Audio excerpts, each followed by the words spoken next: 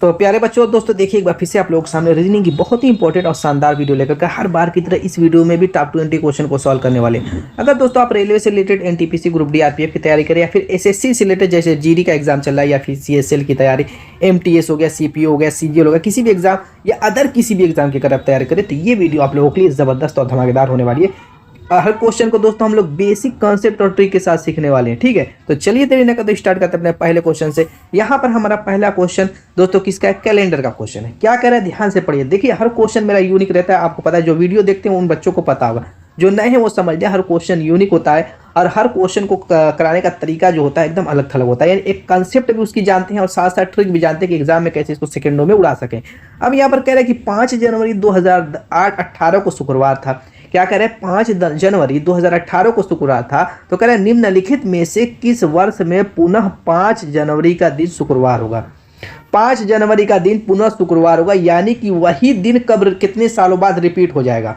जैसे 5 जनवरी, समझिए इस क्वेश्चन का पहले मतलब, जब तक क्वेश्चन का मतलब नहीं समझ में आएगा तब तक आप उसका आंसर दे ही नहीं पाएंगे। इसके कहने का मतलब जैसे 5 जनवरी 2018 को क्या था? शुक्रवार था, ठीक है। इसके कहने का मतलब वो समझ लीजिए शुक्रवार था। तो कह रहा है कि अगले 5 जनवरी को, यानी अगले कितने सालों बाद, 5 जनवरी कितने सालों बाद, यानी वो ईयर हमें निकालना है, पुनः ये शुक्रवार आएगा। बस हमें ये निकालना है। तो अब मुझको बताइए शुक्रवार से शुक्रवार आने में दिनों की संख्या कितनी होती है? एक सप्ताह में 7 दिन होते हैं। पुनः शुक्रवार आने में इसको 7 दिन लगेंगे। यानी कि अगर 7 दिन हमें पता चल जाए कि कितने वर्षों के बाद ये 7 दिन रिपीट कर जाता है, यानी एक्स्ट्रा दिन चला जाता है, तो हमें मामला सेट हो जाएगा। तो सबसे सिंपल सा तरीका होता है कि 1 साल के गैप में 1 दिन की वृद्धि होती है। 1 साल के गैप में एक विषम दिन निकल के बाहर आता है। फॉर एग्जाम्पल जैसे 2018 अगर है तो 2019 में हम जाएंगे तो क्या होगा? 1 दिन बढ़ जाएगा। जैसे मान लीजिए 2018 में यही शुक्रवार है तो क्या होगा? जब 2019 में जाएंगे इसी 5 जनवरी के दिन, जैसे 5 जनवरी 5, तो क्या हो जाएगा? शुक्रवार से 1 दिन आगे यानी शनिवार आ जाएगा। क्या आ जाएगा? शनिवार। 1 दिन प्लस हो जाता है। लेकिन दोस्तों अगर लीप ईयर आ गया, क्या लीप ईयर आ गया, फॉर एग्जाम्पल जैसे 2020 आ गया, 2020 से 2021 के बीच की बात करें तो 2020 से जब बात करेगा तो हमेशा आपके दिमाग में पता होना चाहिए कि लीप ईयर कौन, पहले ये तो पता होना चाहिए लीप ईयर कौन सा होता है, जो 4 से कट जाए और शताब्दी के रूप में हो, जैसे 2100 या 2000 है, इस तरीके का हो, 400 से कट जाए या 4 से कट जाए, इस तरीके से चेक किया जाता है। 4 या 400 से काट करके चेक कर लिया जाता है, वो लीप ईयर पता चल जाता है कट जाएगा। तो अब 2020 को हम 4 से काटेंगे, 4 से कट जाएगा तो उनको पता चलेगा लीप। अगर लीप ईयर की बात होगी तो वहाँ पे +2 होता है, +1 के बजाय +2 करेंगे। तो ये 2 चीज़ें आपके दिमाग, नॉर्मल ईयर में 1 प्लस और लीप ईयर में 2 प्लस। बस उसी ट्रिक से इसको सोल्व कर लेते हैं। जैसे मान लीजिए कि 2018 है, ठीक है, इसमें हमें अगर ऐसे नॉर्मली देखें तो हम कहेंगे 7 जोड़ दें तो कितना हो जाएगा? आप कहेंगे 2025 हो जाएगा। यानी 2025 को शुक्रवार जो है 5 जनवरी को शुक्रवार फिर रिपीट कर जाएगा। मैं कहूँगा कि गलत हो जाएगा। 7 दिन आप कैसे रिपीट करेंगे? इसे 2018 से 2025 दिन में क्या लीप ईयर नहीं आएगा? तो हमें थोड़ा सा इसमें मेहनत करनी पड़ेगी, थोड़ा लिखना पड़ेगा। जैसे 2018 के बाद आपको आएगा, समझने के लिए लिखना पड़ रहा है और कुछ बात नहीं। जैसे 2018 के बाद क्या आएगा? आप कहेंगे कि 2019 आएगा। 2018 के बाद 2019, तो यहाँ पे 1 दिन प्लस होगा, ठीक है। 2019 के बाद 2020 आएगा, यहाँ पर भी 1 प्लस होगा।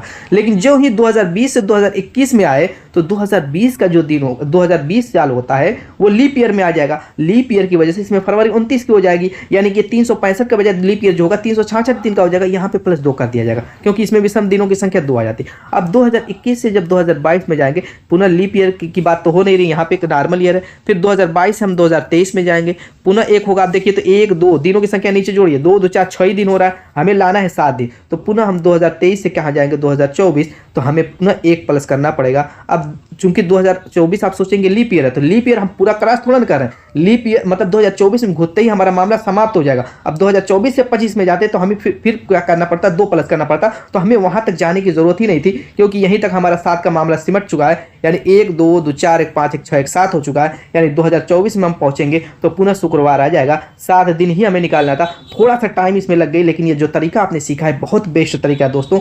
इस पर भी क्वेश्चन बहुत अच्छे खासे बन जाते हैं। फंस गया तो आपका काम बन जाएगा। Option is the right answer. Next question की तरफ चलते हैं, देखते हैं हमारा अगला क्वेश्चन क्या कर रहा है। घड़ी से रिलेटेड क्वेश्चन है, कर रहा है 4 बजे और 5 बजे के बीच किस समय घड़ी की 2 सुइयां पहली बार एक दूसरे के लिए समकोण बनाएंगी। पहली बार कह रहा है, इस चीज को नोट कीजिएगा। देखिए क्योंकि घड़ी की सुइयां क्या होती है कि ज़्यादातर 2 बार समकोण बनाती है, कहीं किसी किसी वजह में क्या होती है 1 बार बनाती है। जैसे 4 और 5 बजे के बीच क्या होगा, जैसे यहाँ पे 4 बजेगा, यहाँ 5 बजेगा। इस कंडीशन में क्या होगा, जब 4 बजेगा तो यहाँ पे मिनट की सुई 12 पे होगी, ठीक है। अब यहाँ अगर मान लीजिए कि 12 पर है तो यहाँ पर आएगी 5 पर जे हुई, तो ये समकोण देखिए आप जानते हैं कि 1 घंटे के अंतराल में 30 डिग्री का कोण बनता है। 1 घंटे के बीच में जैसे 12 से 1 के बीच अगर सुई है, 12 से 1 के बीच, तो ये कोण जो बनेगा वो 30 डिग्री का बनेगा। तो 3 घंटे का जब डिफरेंस रहेगा तो समकोण बनेगा, तो 1 से 2 3, यहाँ पे देखिए 3 घंटे, यानी अगर सुई मिनट वाली 1 पर है और घंटे वाली 4 पर है तो इस कंडीशन में क्या बनेगा, समकोण बनेगा। तो यही समकोण की बात कर रहा है। अब दूसरी बार कब समकोण बनेगा, देखिए जब क्या होगी, मिनट की सुई यहाँ पे आएगी, जैसे 6 हुआ, 7 हुआ, 8 हुआ, इस 8 पर आएगी और घंटे वाली सुई थोड़ा सा 5 के अप्रॉक्स चली जाएगी और ये 8 के सब लगभग आएगी, तो ये समकोण बनेगा। यानी कि 4 और 5 के बजे के बीच 2 कंडीशन ऐसी बनती है कि जब घड़ी की सुइयां आपस में समकोण बनाती है। लेकिन ये पहली बार वाला ना कह रहा है, तो हम पहली बार वाला ही निकालेंगे जो 1 और 4 वाला होगा। अब इसको हम निकालेंगे कि एकदम सेकेंडों की ट्रिक है दोस्तों, कोई टाइम नहीं लगेगी। जो 4 और 5 बजे के बीच का है तो छोटा वाला घंटा हम लिख लेंगे 4 बजकर। अब उसके बाद हम यूज़ करेंगे, ये खुद मेरी ट्रिक समझिए, 12/11 का। ये कैसे आया कमेंट करेंगे, मैं पूरा डिटेल से बता सकता हूँ, लेकिन इतना डिटेल जानने की इसकी ज़रूरत ही हमें नहीं है। क्या ज़रूरत है बेवजह की चीज़ें दिमाग खपाने की। तो इसको जानिए, 12/11 का यूज़ करते हैं और इस पे 3 टाइप के क्वेश्चन किए जाते हैं। तो हर वीडियो को वॉच कर लीजिएगा, अलग अलग टाइप के मैंने क्वेश्चन करा रखे हैं। तो इस पे 3 टाइप के क्वेश्चन सॉल्व होते हैं इसी एक ट्रिक पे।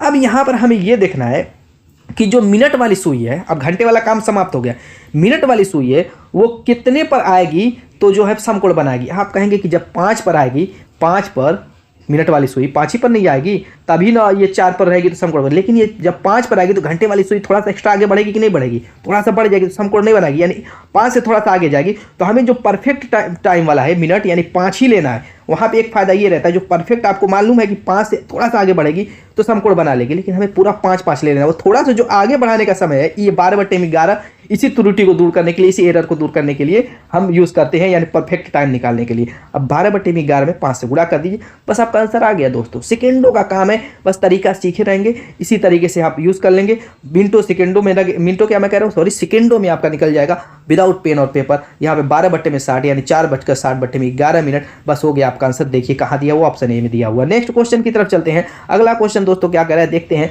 अगला क्वेश्चन कह रहा है उत्तर आकृति का कौन सा चित्र प्रश्न आकृति में दी गई दोनों आकृतियों से मेल खाता है। यानी जो प्रश्न आकृति दी हुई है, इस चित्र का यूज करके किस आकृति को बनाया गया, हमें वही बस देखना है। तो पहली अगर आकृति में देखते हैं तो चलिए ठीक है, थोड़ा सा इसको घुमा दिया है, कोई बात नहीं। लेकिन यहाँ पर जो है, यहाँ पर देखेंगे तो ये वाला हिस्सा ऐसे चौकोर होना चाहिए, यानी कि डायमंड आकार का होना चाहिए, तो ये तो है नहीं। अब इसको देखिए तो थोड़ा ये वाला भी घुमा के ऐसे दिखाया है, चलिए ठीक है, ये भी सही है। और ये भी डायमंड आकार का, बी वाला एकदम परफेक्ट है, बाकी तो मुझको गड़बड़ सब लग रहा है। बी वाला परफेक्ट, और बी किस ऑप्शन में दिया हुआ, सी में दिया हुआ, option C is the right. Next question की तरफ चलते हैं। काउंटिंग फिगर से रिलेटेड क्वेश्चन है, एक ट्रिक से इस क्वेश्चन को हम निपटा देंगे। जैसे इस तरीके का हो, त्रिभुज काउंट करना हो, इस तरीके की आकृति हो, तो इसमें नंबरिंग कर दीजिए 1 2 और नंबरिंग को जोड़ दीजिए, 1 + 2 = 3 हो जाएगा। बस इसमें हम देख लेते हैं। इसमें इस टाइप का फिगर देखेंगे तो यहाँ पर एक फिगर दिख रहा है, इसमें 3 त्रिभुज हो गए, और उसके नीचे आप देखेंगे तो ये आपका फिगर दिख रहा है, 3 त्रिभुज इसमें हो गए। उसके बाद अगर आप यहाँ पर देखें तो यहाँ पर भी 3 वाला ट्रिक लग जाएगी, उसके नीचे देखेंगे तो यहाँ पर भी 3 वाली ट्रिक लग जाएगी, और उसके बाद अगर ये बड़ा वाला इस तरीके से देखें तो यहाँ पर भी 3 वाली ट्रिक लग जाएगी। अब कुछ बचा हुआ है, नहीं बचा हुआ है। फिर उसके बाद यहाँ पर बड़ा एक इस तरीके का त्रिभुज बना, एक तो ये त्रिभुज हो गया। अब ये छोटे छोटे एक एक त्रिभुज अंदर अंदर बने हुए, एक एक ये, और नीचे भी ऐसे एक यहाँ पर एक यहाँ पर।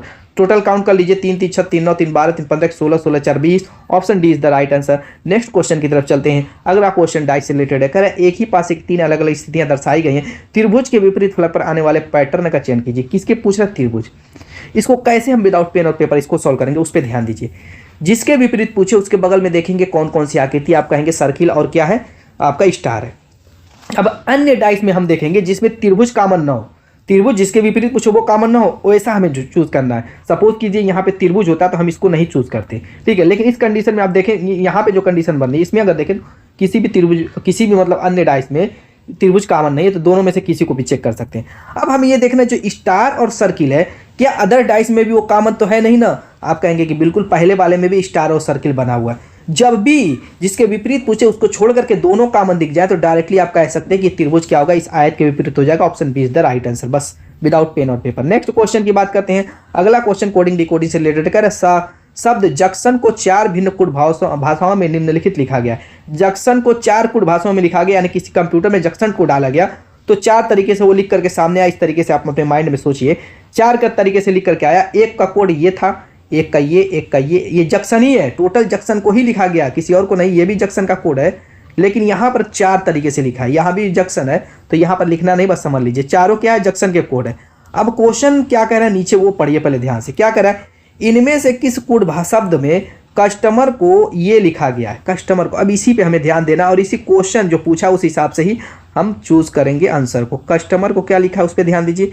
लिखा है XFHGLNVI, कस्टमर को लिखा है। ये कैसे लिखा है वो पूछ रहा है कि किस कोड भाषा का यूज़ किया गया। तो बस पहले हम देखेंगे कस्टमर को लिखा किस तरीके से है, बस जंक्शन में वो कोड भाषा हम चूज़ कर लेंगे, जो है उसमें कोई दिक्कत नहीं होगी। तो पहले हम कस्टमर को चेक कर लेते हैं। तो इसमें नंबरिंग कर दीजिए, सबसे बेस्ट तरीका है नंबरिंग कर दीजिए।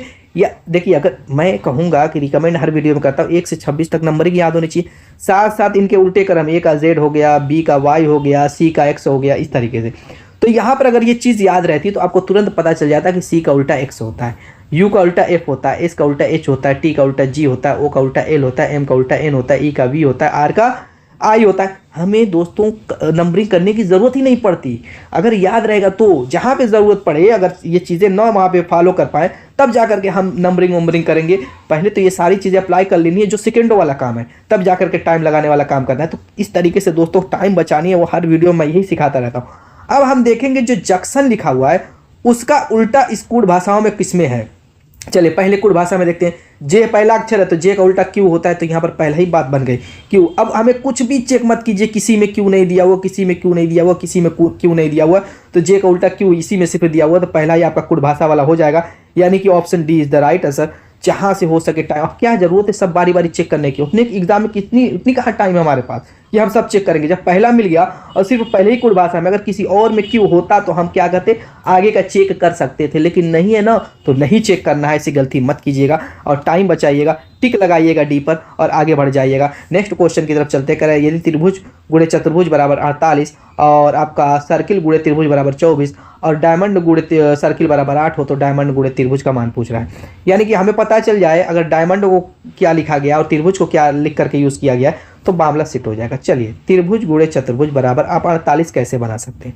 48 आप कैसे बना सकते हैं, एक तो तरीका है 12 गुणे 4 बना लीजिए 48 को। एक तो तरीका ये हो गया 8 6 48, 8 गुणे 6 बना लीजिए। एक तो तरीका ये भी है कि 6 गुणे 8 भी बना सकते हैं। एक तो तरीका है 4 गुणे 12 बना सकते हैं, लेकिन लेंगे कौन।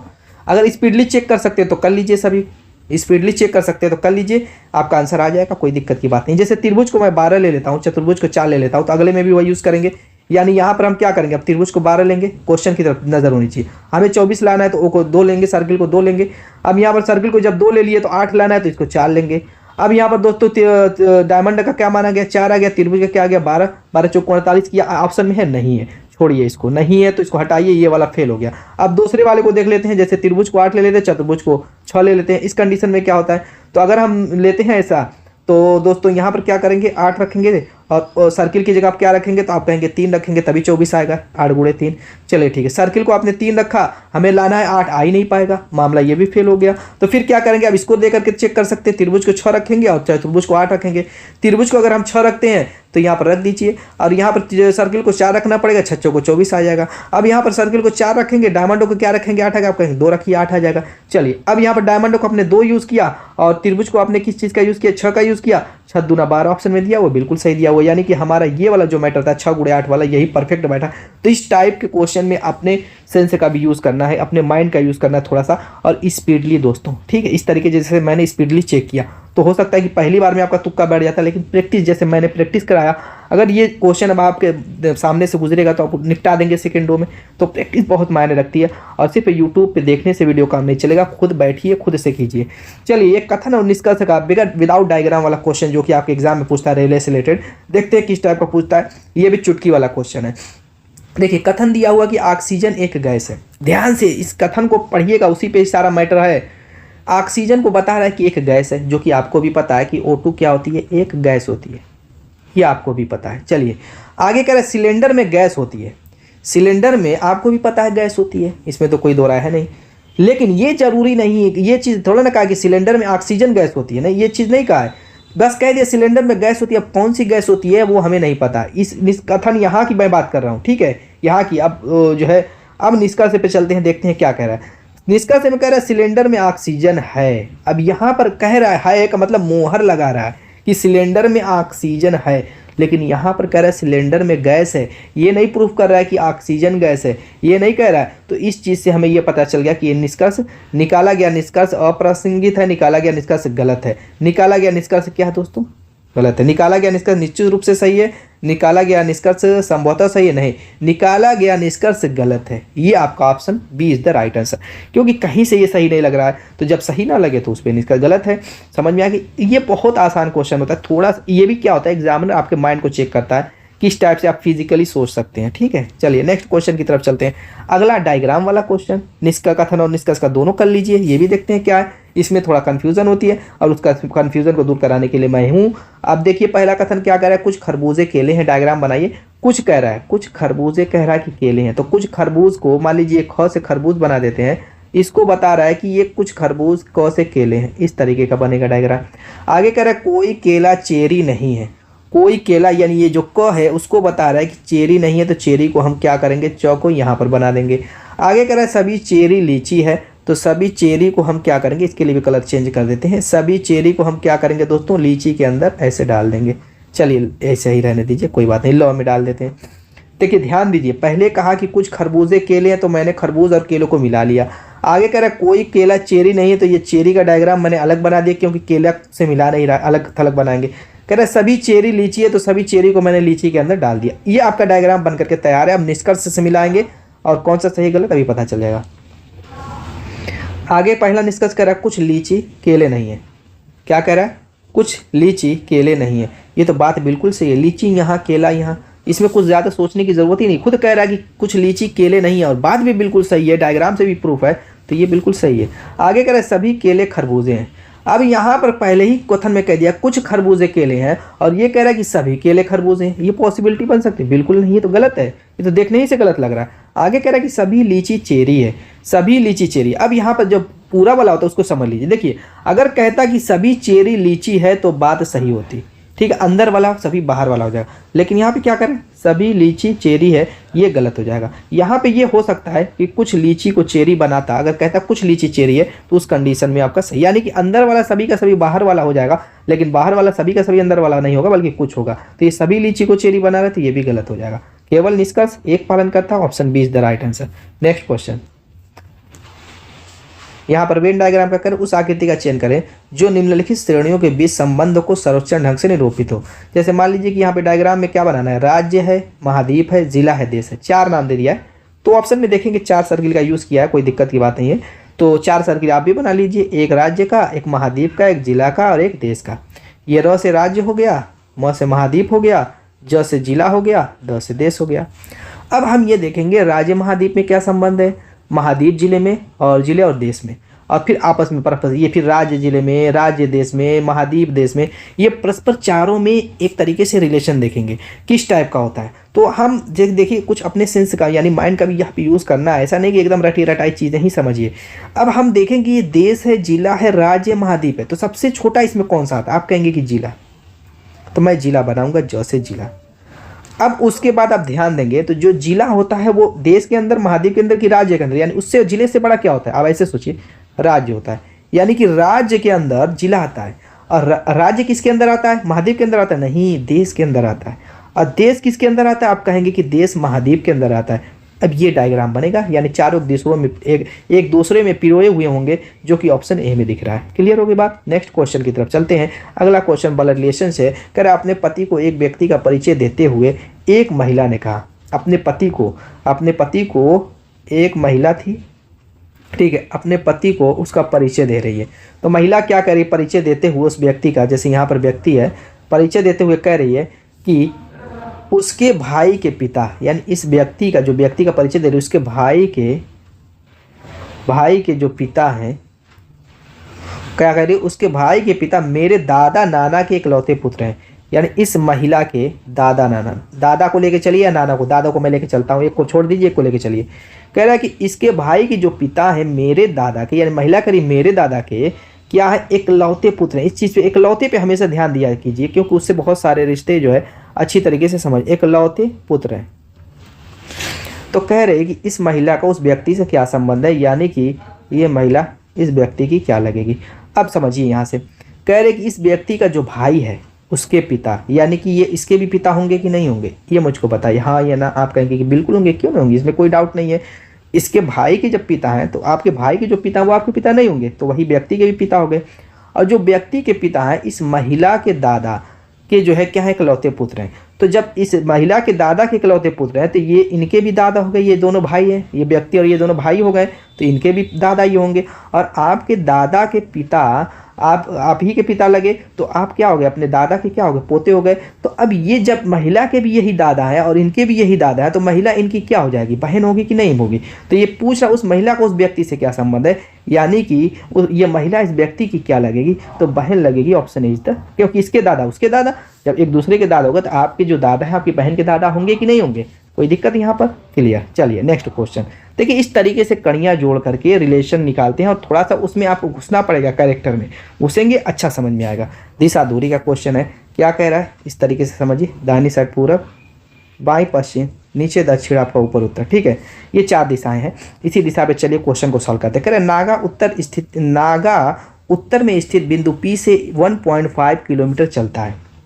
क्या कह रहा है, उत्तर दिशा में इस तरीके से क्या चल रहा है, 1.5 किलोमीटर चल रहा है। कौन, नागा नाम का कोई है। आगे क्या कर रहा है, फिर वो दाईं ओर मुड़ता है और 2 किलोमीटर चलकर बिंदु Q पर पहुंच जाता है। पहले क्या कर रहा है, बिंदु P से चल रहा है 1.5 किलोमीटर, उत्तर की ओर चला, उत्तर ऊपर था। फिर कह रहा है कि दाईं ओर मुड़ रहा है, तो उत्तर दिशा में जाएंगे, जो आपका दाएं उसका दाएं, आपका बाएं उसका बाएं, तो अपने दाईं तरफ मुड़ेंगे। तो कितना चल रहा है, 2 किलोमीटर। ये क्या कर रहा है, 2 किलोमीटर चल करके बिंदु किस पे पहुंच जा रहा है, Q पे। तो कह रहा है नागा बिंदु P से कितनी दूरी पर है, P और से Q की दिशा भी ज्ञात कीजिए। 2 चीज़ें पूछ रहा है, ये एक तो दूरी पूछ रहा है कि नागा बिंदु P से, यानी ये दूरी पूछ रहा है ये, और ये डायरेक्शन पूछ रहा है P वाला।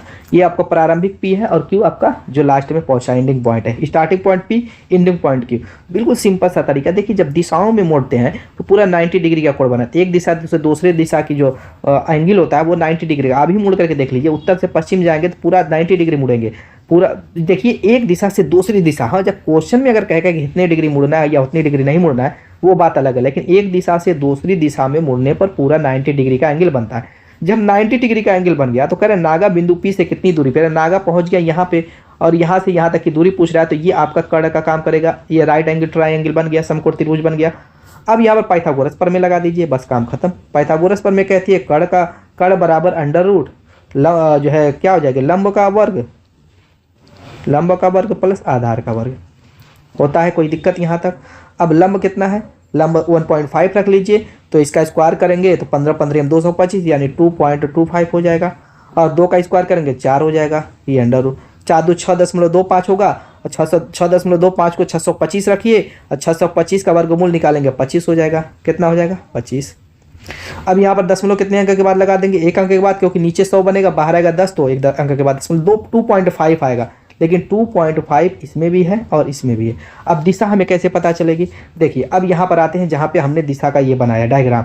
देखिए उत्तर पूरब के बीच की दिशा को हम उत्तर पूरब जानते हैं, दक्षिण पूरब के बीच की दिशा को दक्षिण पूरब, दक्षिण पश्चिम के बीच की दिशा को दक्षिण पश्चिम, और उत्तर पश्चिम के बीच की दिशा, यानी जो दिशाएं होती हैं दो ठों के बीच की दिशा को उन्हीं नाम से जाना जाता है। अब इस पर अगर आप ध्यान दें तो एक्स एक्सिस वाई एक्सिस के सापेक्ष से बना दे, तो ये कौन सी डायरेक्शन हो जाएगी, उत्तर पूरब के बीच वाला डायरेक्शन, यानी ये वाला उत्तर पूरब, यानी कि जो कि ऑप्शन डी में दिया हुआ 2.5 किलोमीटर उत्तर पूरब। Option D is the right answer. मजा आ गया इस क्वेश्चन को करके दोस्तों। नेक्स्ट क्वेश्चन की तरफ चलते हैं। यहाँ पर आपका मिसिंग संख्या से रिलेटेड कह रहे हैं, यहाँ पे कौन सी संख्या आएगी, प्यारा ये भी क्वेश्चन है।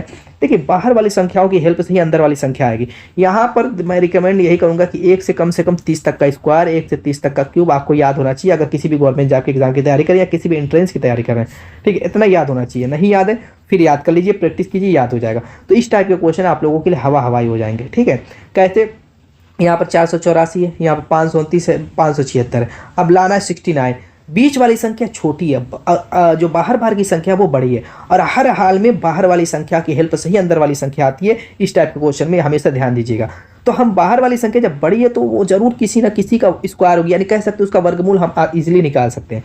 तो अगर आपको पता होता तो 484 जो होती है वो 22 का, इसका वर्गमूल निकालेंगे 22 आ जाएगा, क्योंकि 22 का स्क्वायर 484 होता है। अगर यहाँ पर स्क्वायर याद हो तो आपको पता हो जाता, क्लियर हो जाती। अब ये जो होता है वो 23 का और ये होता है 24, यानी क्या हो गया, ये 22 का स्क्वायर है, ये 23 का स्क्वायर है, ये 24 का स्क्वायर है। लेकिन यहाँ पे वर्गमूल निकालना है क्योंकि हमें संख्या छोटी बनानी, तो 484 का वर्गमूल निकालेंगे, इसका वर्गमूल, इसका वर्गमूल, तो ये 24 हो जाएगा, 22 होगा 23, 22 आया प्लस 23 आया प्लस 24, सबको जोड़ दीजिए, देखिए तो क्या आ रहा है, 4 3 7 2 9, 2 2 4 2 6, 69 आ गया, बीच में 69 दिया हुआ। अब यहाँ पर देख लेते हैं दूसरे वाले इधर वाले फिगर में, यहाँ पे आपका 100 है, 100 का वर्गमूल 10, 64 है, 64 का मूल 8, 64 8, 81 का वर्गमूल 9, 9 8 17 10 27, बीच में 27 है। अब ये आप लोगों को कमेंट करना है दोस्तों, यहाँ पर 289 225 और 256, अगर आपको पता है कि इसका वर्गमूल क्या होगा उनको जोड़िए और कमेंट कीजिए आंसर। नेक्स्ट क्वेश्चन की तरफ चलते हैं। अगला क्वेश्चन दोस्तों देखिए तो सीरीज से रिलेटेड ये क्वेश्चन है, इसमें अल्फाबेट और संख्याएं दोनों गायब हैं। तो चलिए एक एक काम करते हैं, एक एक को चूज करते हैं। जैसे 12 से 24 बन रहा है, 24 से 36 बन रहा है, तो अगला क्या बनेगा, तो इनमें अंतर देख लीजिए। 12 से 24 बना तो ये तो पहाड़ा चल रहा है 12 का, 12 दूना 24, 12 3 36, 12 चौको 48, काम खत्म। ये तो बहुत आसान था, यहाँ पर कुछ करना ही नहीं था। तो 48 तो सब में है, पहले से हम चेक नहीं कर पाएंगे, दूसरे से चलते हैं। अब ए से सी बन रहा है, सी से ई बन रहा है, इसमें थोड़ा नंबरिंग कर दीजिए, एक पे, सी 3 पे, ई 5 पे, नंबरिंग करेंगे। उसके बाद देख लेते हैं +2 यहाँ पर ऐड हुआ है, यहाँ पर भी +2 ऐड हुआ, नेक्स्ट में +2 ऐड होगा, यानी 5 के बाद 7 आ जाएगा। 7वें स्थान पर क्या आता है, जी आता है। 48 जी किस में है, देखिए तो इसमें, जरूरी नहीं कि सभी आपको पता चल जाए दोस्तों, जहाँ पे आपको ऑप्शन में नज़र होनी चाहिए, ठीक है, ऑप्शन की तरफ नजर रहेगी, तो जहाँ पे आपको दिख जाएगा ऑप्शन कि इसमें आप जी इसमें होता, तब हम अगला चेक करते। लेकिन क्या जरूरत है चेक करने की जब हमें मिल गया है। तो ऐसे ही आपको भी एग्जाम में करना है और टाइम बचाते रहना है। नेक्स्ट क्वेश्चन चलते हैं, अगले क्वेश्चन की तरफ। क्या करें, निम्नलिखित श्रृंखला में गलत संख्या की पहचान करें। गलत संख्या मतलब इसमें कौन सी ऐसी एक संख्या है जो रूल को फॉलो नहीं करती है, अलग है, ठीक है। तो चलिए अलग को चेक कर लेते हैं। 1 है, 8 है, 27 है। यहाँ पर भी मुझको दोस्तों एक चीज़ दिख गई जो अभी मैं चीज़ें रिकमेंड कर रहा था कि देखिए 1 से 30 तक का स्क्वायर और 1 से 30 तक का क्यूब याद रहेगा, कहीं दिक्कत नहीं होगी। बहुत सारे क्वेश्चन आप हवा में उड़ा देंगे। जैसे अब मैं देखूं, 1 तो नहीं प्रूफ कर पाऊंगा, लेकिन 8 अगर मैं देखूं, ये 2 का क्यूब होता है। अब यहाँ पर 27 है, सॉरी 25 नहीं है, 27 जो होता है 3 का क्यूब होता है, 125 5 का क्यूब होता है। तो उस हिसाब से इसको 1 का क्यूब 1 मानेंगे कि नहीं, इस तरीके से ये सीरीज चल रही है। अब 342 दोस्तों किसी का क्यूब नहीं होता, लेकिन यहाँ पर अगर आप देखें तो 1 का क्यूब, 2 का क्यूब, 3 का क्यूब, 5 का क्यूब। 5 के बाद दोस्तों अगर आना चाहिए तो 7 ही आना चाहिए, यहाँ पे कोई दिक्कत की बात नहीं है, यानी 7 का क्यूब आना चाहिए। यानी कि यहाँ पे 342 की जगह 343 होता है, 7 का क्यूब वो आना चाहिए था। आगे अगर 1331 देखें तो ये 11 का क्यूब होता है, ठीक है, 11 का क्यूब 1331। लेकिन ये दोस्तों 7 का क्यूब 343 होता है, तो यहाँ पे 343 होना चाहिए था, न कि 342। यही इस सीरीज को गलत कर रहा है। तो option C is the right answer. Clear हो गई बात, कोई यहाँ तक दिक्कत परेशानी। चलिए नेक्स्ट क्वेश्चन की तरफ चलते हैं। अगला क्वेश्चन क्या कह रहा है दोस्तों, असंगत को चुने। इसमें असंगत चुनना है। 2 कितना दिया हुआ है, 4 2 दिया हुआ है, सब में 4 2 है, सभी में 4 2 है, लेकिन इसमें भी दशमलव, इसमें भी दशमलव, इसमें भी दशमलव। ये तो बहुत आसान था, इसमें दशमलव नहीं है, इसमें दशमलव नहीं है, वही ना असंगत होगा, और कौन सा होगा। चलिए नेक्स्ट क्वेश्चन देखते हैं। अगला क्वेश्चन कोडिंग डिकोडिंग से रिलेटेड है। कोड भाषा में यदि लक को ये लिखा गया तो उसी भाषा में जीरोक्स को क्या लिखा जाएगा। नहीं, ये नहीं कह रहा, जेरॉक्स के कोड का अंतिम अंक क्या होगा, ये पूछ रहा है। देखिए लक को पहले हम देखें कि कैसे L2U1C3K1 लिखा है। अगर एक चीज़ ध्यान दें तो इसमें सिर्फ संख्या को ऐड कर दिया, बाकी तो LUC के देखें तो लक ऊपर ही का आ रहा है, लेकिन संख्या 2 1 3 1 लिखा कैसे, बस यही हमें जानना है। चलिए जानते हैं, नंबरिंग कर देते हैं। किसकी, इसकी, लक की। लक में L होता है 12वें पे, U होता है 21वें पे, C होता है 3रे पे, K होता है 11वें पे। तो क्या मैटर चल रहा है, यहाँ पे 2 दिया हुआ है तो यानी इसका इकाई अंक लिया है। यहाँ पे 1 दिया हुआ है तो इसका मतलब इसका भी इकाई अंक लिया है। यहाँ पे 3 है तो चूंकि एक ही अंक है, इकाई है, तो यही ले लिया है। फिर यहाँ पर 1 लिया तो इसका भी एक इकाई अंक ले लिया। दहाई का अंक कट, दहाई का अंक कट, दहाई का अंक कट, इसमें दहाई का अंक था ही नहीं, इकाई अंक लिया। चलिए इसी पे हम मिला देते हैं जीरोक्स को भी, जीरोक्स को मिला देते हैं। तो एक्स का रहेगा ही रहेगा, इसका इकाई अंक, हाँ लास्ट अंक पूछा है ना तो और आसान है, लास्ट का उठाइए बस। कह रहा है कि अंतिम अंक क्या होगा, तो अंतिम अंक x है, x का होता है 24वें स्थान पर, और इसका दहाई का अंक सिर्फ हम 4 ले लेंगे। Option C is the right answer. क्यों ये माथा पच्ची करे पूरा लंबा चौड़ा हम लिख करके, ठीक है। तो लास्ट का पूछा है तो अंतिम अंक निकाल लीजिए, सिर्फ 4 आएगा अंतिम अंक लास्ट में, तो 4 को हमने ऑप्शन में टिक लगा दिया। बाकी x ई और x तो रहेगा ही, बाकी इसमें हम 4 लिखते। जैसे ऐसे लिखना रहता, अगर पूरा लिखना होता तो कैसे लिखते, जैसे हम क्या करते, x तो लिखते 100 को हमने यहाँ पे लिखा है, 100 को तो हम लिखते ही लिखते। अब इसका 24 होता है तो दहाई का अंक काट करके 4 यहाँ पर लिख देते। ई 5वें स्थान पर होता है तो हम क्या करते, ई तो लिखते ही लिखते, 5 को लिख देते। फिर आर 18वें पे होता है तो चूंकि ई में सिर्फ एक ही अंक था, इकाई का अंक दहाई का था ना, इसमें हम क्या करते, 1 को काट देते, आर तो लिखते ही लिखते और उसके बाद 8 लिख देते। फिर उसके बाद 100 तो लिखते ही लिखते, इसका क्या करते 24 का 2 काट करके, और यहाँ पर ओ भी ना है, देखिए एक छूट रहा है, सॉरी यहाँ पे एक छूट रहा है, ओ वाला भी लिख लीजिए यहाँ पर। तो यहाँ पर हमने क्या लिखा, आर लिखा, आर का 8 लिख दिया। ओ 15वें स्थान पर होता है, 1 काट देते यानी ओ 5 लिख लेते, उसके बाद एक्स 4 लिखते। तो इतना करने के बाद हमें मिलता लास्ट का अंतिम अंक 4। तो हम क्यों इतनी टाइम बर्बाद करते, डायरेक्ट मैंने वही ट्रिक बता दी जो करना आपको चाहिए था शुरू में। ठीक है, समझ में आ गई बात। नेक्स्ट क्वेश्चन की तरफ चलते हैं। अगला क्वेश्चन देखिए क्या कह रहा है, कह रहा है उस विकल्प का चयन करें जिसमें दी गई संख्याओं के बीच वही संबंध है जो दिए गए समुच्चयों की संख्याओं के बीच में। यानी कि ये जो समुच्चय दिया हुआ है इसमें हम पहले लॉजिक को ढूंढेंगे कैसे दिया हुआ है। जैसे 343 सभी में वही मामला आजकल चल रहा है जो मैं बताया हूँ कि 1 से लेकर के 30 तक का स्क्वायर, 1 से लेकर 30 तक का क्यूब। याद है तो बताओ कितने क्वेश्चन सॉल्व हो गए होते आपके। आप ट्रिकली निकालते था, धड़ आप कमेंट करते कि ये होगा ये होगा ये होगा। ठीक है, आप कमेंट कर चुके होते मेरे आंसर को सोल्व करने से पहले ही, क्योंकि मैं देख रहा हूँ 343 7 का क्यूब होता है, लेकिन 36 किसी का क्यूब नहीं होता है बल्कि 6 का स्क्वायर होता है। अब 13 ना किसी का क्यूब होता है स्क्वायर होता है बल्कि एक अभाज्य संख्या है, तो उससे क्या फर्क पड़ता है कैसे 13 लिखा है। मुझको तो लग रहा है कि ये स्क्वायर क्यूब हटा करके 7 6 13 लिख दिया है। ठीक है, ऐसे ही देखते हैं अगर 64 तो जैसे 7 का क्यूब किए, ये भी पहले किसी का क्यूब ही लेंगे, उस हिसाब से सेट होगा। यहाँ पर 7 6 13 आ गया जोड़ने पर। ठीक है, समझ आया, स्क्वायर क्यूब हटा करके। यहाँ पे 64 देखें तो 8 का तो स्क्वायर होता है, क्यूब न लेना है तो 4 का क्यूब होता है। 16 क्या करेगा, 4 का स्क्वायर होता है। अब इन्हीं दोनों को जोड़ देंगे स्क्वायर क्यूब हटा करके तो 8 आ जाएगा, 4 + 4 8। इसी तरीके से यहाँ पर देखिए 7 जो 27 3 का क्यूब और 25 5 का स्क्वायर, स्क्वायर क्यूब हटा करके 5 3 8, सिर्फ बेस को जोड़ दीजिए 5 3 8, बिल्कुल सही है। यही ट्रिक देखेंगे। यानी पहला क्या होना चाहिए, किसी का क्यूब होना चाहिए। 28 किसी का क्यूब है नहीं, 81 किसी का क्यूब है नहीं, 216 है क्यूब इसका 6 का, 64 स्क्वायर है किसी का 8 का, 8 6 14 हो जाएगा, बिल्कुल हो जाएगा। Option C is the right answer. देखा कैसे सोल्व हो गया। नेक्स्ट क्वेश्चन, अगला क्वेश्चन दिए गए सदृश्यता को पूरा करने के लिए लुप्त संख्या ज्ञात कीजिए। यहाँ पर कौन सी संख्या, यानी 2 से 27 जैसे बना, 23 से 37 जैसे बना, 11 से यहाँ पे क्या बनेगा। एक तो तरीका ये है कि प्लस वाली ट्रिक अप्लाई कर लीजिए। 2 से 27 बनाने में +5 किया गया है, 23 से 37 बनाने में आप कहेंगे 33, अच्छा +14 किया गया है। तो यहाँ पे कोई लॉजिक तो बन नहीं रही है, 5 14 प्लस किया गया, कुछ मतलब नहीं है। एक तरीका है, अगर आपको अभाज्य संख्या मालूम है तो अभी क्वेश्चन सॉल्व हो जाएगा। आप कहेंगे वो कैसे, मैं कहूँगा कि 2 अभाज्य संख्या है, 2 के बाद 3, 3 के बाद 5, 5 के बाद 7, 7 के बाद 11, 11 के बाद 13, 13 के बाद 17, 17 के बाद 19। ये क्या है, अभाज्य संख्याएं होती है और डाट डाट डाट आगे बढ़ते जाएंगे। ठीक है, तो अगर आप यहाँ पे ध्यान दें तो दोस्तों कितनी अभाज्य संख्या इनके बीच में, कितनी अभाज्य संख्या किसके बीच में, 2 और 7 के बीच में। 2 और 7 के बीच में आती हैं 3 और 5, 2 अभाज्य संख्याओं को काट करके वो लिखा है। अब 23 37 के बीच में देख लेते हैं कितनी अभाज्य संख्याएं होती हैं। 23 के बाद अगर अभाज्य संख्या देखें तो 24 25 26 27 28 29 अभाज्य संख्या हो गई। 29 के बाद आप देखें 31, यानी क्या किया है, 23 और 27 के बीच में 2 अभाज्य संख्याओं को काट दिया है। अब 11 वाले भी मैटर वही करेंगे, तो 11 के बाद जो 2 अभाज्य संख्याओं को काटेंगे तो पहुंच जाएंगे हम 19 पे। यही आपका आंसर हो जाएगा, option A is the right. शानदार क्वेश्चन था ये भी। नेक्स्ट क्वेश्चन की तरफ चलते हैं। अगला क्वेश्चन तो आप लोगों के लिए है, क्या कह रहा है, कौन सी संख्या नीचे दिए गए संबंध को सही तरीके से पूर्ण करेगी। कह रहा है हैंडबॉल का संबंध जैसे 7 से है, फील्ड हॉकी का संबंध किससे होगा। यानी हैंडबॉल का 7 से संबंध क्या दिया हुआ है, कोई ये थोड़ा लिखा है उसकी नंबरिंग वंबरिंग करके नहीं लिखा है, क्योंकि हिंदी में हैंडबॉल लिखा। हैंडबॉल में 7 प्लेयर होते हैं, 7 खिलाड़ी होते हैं, हैंडबॉल खेलते हैं। वैसे जो फील्ड हॉकी होती है, यानी हॉकी खेलने में कितने प्लेयर खेलते हैं, वही आपको बताना है कि फील्ड हॉकी में प्लेयर की संख्या कितनी होगी। तो ये तो आप लोग इंडिया का जो है खेल है, पता ही होगा, राष्ट्रीय खेल है, तो कमेंट कीजिएगा। तो दोस्तों उम्मीद है कि वीडियो पसंद आएगी। मिलेंगे इस शानदार धमाकेदार टिके के साथ अपने नेक्स्ट वीडियो में, तब तक के लिए बाय बाय।